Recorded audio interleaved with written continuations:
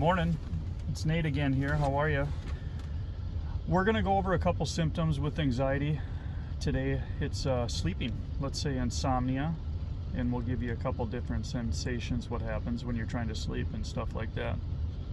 So insomnia is one of the major things with, I would assume, depression and anxiety, and a lot of people deal with it. So it's hard to fall asleep at night. For many of us with general anxiety like myself, I lay my head down on the pillow and I look at my beautiful fiance over there, and when she lays her head down on the pillow, it takes her about 2 seconds and she has this cute little snore she does, and she's out like a light, off like a light, off like a light. And there I lay with thoughts racing in my mind, and they're not necessarily bad thoughts. I know we just think, we tend to think way too much. We think of what we're going to do tomorrow, what if this happens, what if that happens, and our mind really never slows down. So it's hard for us to go to sleep. That's one of the symptoms a lot of us experience, and we could lay there for 45 minutes to an hour to 2 hours to 3 hours, and some people with insomnia freak out so bad because they have insomnia and they can't go to sleep that they never sleep that night. And that's terrible, and sleep deprivation can be a major anxiety trigger, and it heightens it quite a bit. So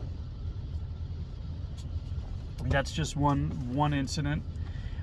I know when myself and a lot of other people, when we really get stressed out, say we're having a couple stressed out days and we lay down to go to sleep, every time we fall asleep, we'll jerk. We'll get this jerking sensation. So every time I doze off, I'll jerk and wake myself up.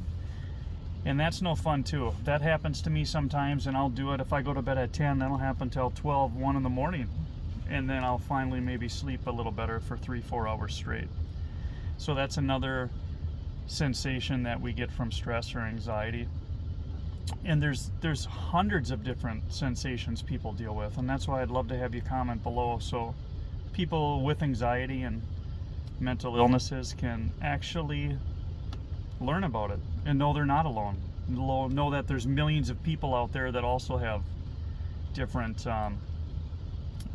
triggers, different sensations, different symptoms, and all kinds of stuff like that.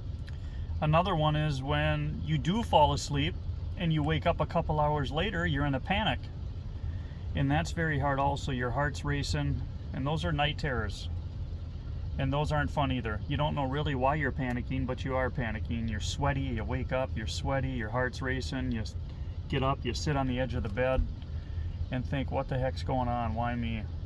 And those are real common also with people that are in tune with their body and have anxiety and certain things like that as well. The other one is frequent urination.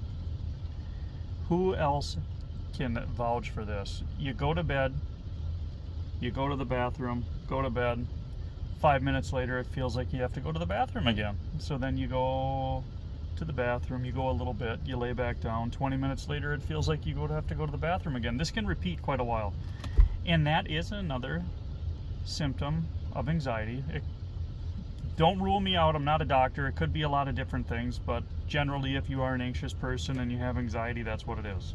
But if you think it's something major, go to the doctor and get it checked out, and just rule out that it's nothing major, and then you can rest at ease. So we're going to go over all these symptoms. Hopefully we'll get about 100 different symptoms and sensations on this video, so each and every one of you can see that we all have symptoms like this and sensations. And after that, we'll work on ways of how to overcome them and deal with them. So thanks for stopping by again. I appreciate everybody.